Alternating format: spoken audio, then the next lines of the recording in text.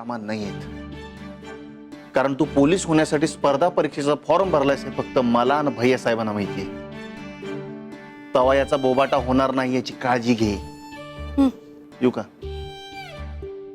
Suja, thank you बर का. माझ्याकडून पण थँक्यू. का? तू माझ्या चॉईसला ग्रीन सिग्नल दिलास ना म्हणून. येऊ का?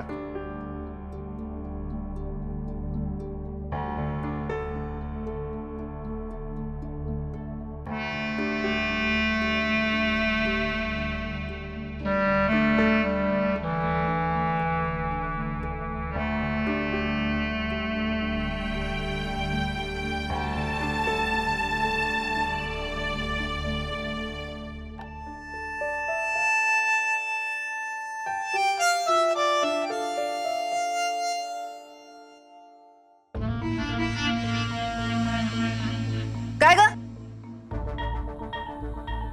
काय चाललंय? अजून पण हितच का? नवऱ्याने एवढं वाजत गाजत रूम मध्ये नेलं तरी सुद्धा इथंच संसार करायचा आहे का? अवघड आहे. काय ग? आता कोणाला धूळ आवडती? तुला का आम्हाला?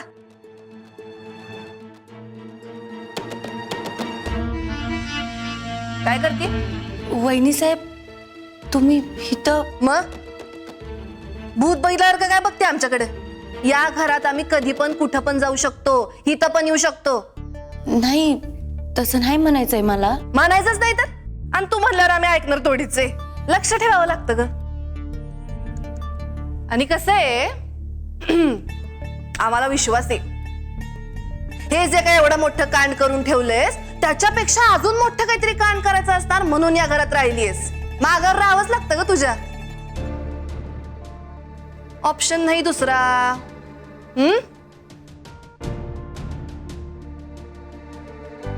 कसली पुस्तक आहेत?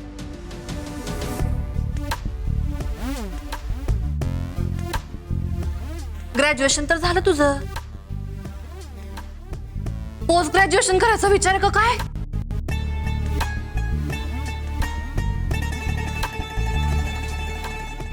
वहिनी साहेब, लय भारी आयडिया ही. तुम्ही टेन्शन नका घेऊ, मी विचार करते बघा या आयडियावर.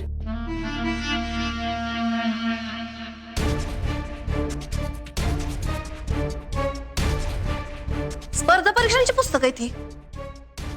तुला काय करायचे? आओ पण ही ह्यांची पुस्तक आहे. मी फक्त इथे लावून ठेवत होते. तू सांगायच्या आधी सुद्धा आम्हाला कळलं असतं यांची पुस्तक आहेत म्हणे. तुझी बुद्धीच नाही ग एवढी. ग्रॅज्युएशन कॉप्या करून पास झालीयस, पण हे काही खायचं काम नाहीये. लई अवघड असतंय. बरं हे काम सोड, आमच्या रूम मध्ये ये. लई काम आहेत तिथं. हा चल. जी येते.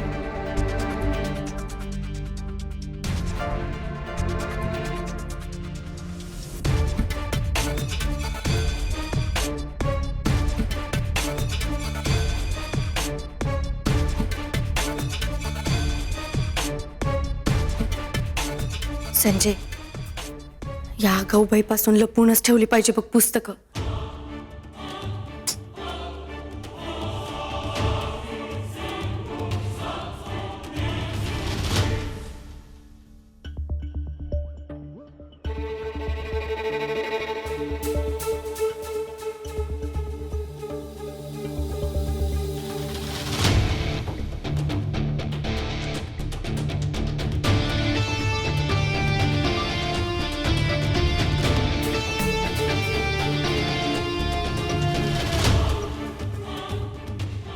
कोण आहे आत?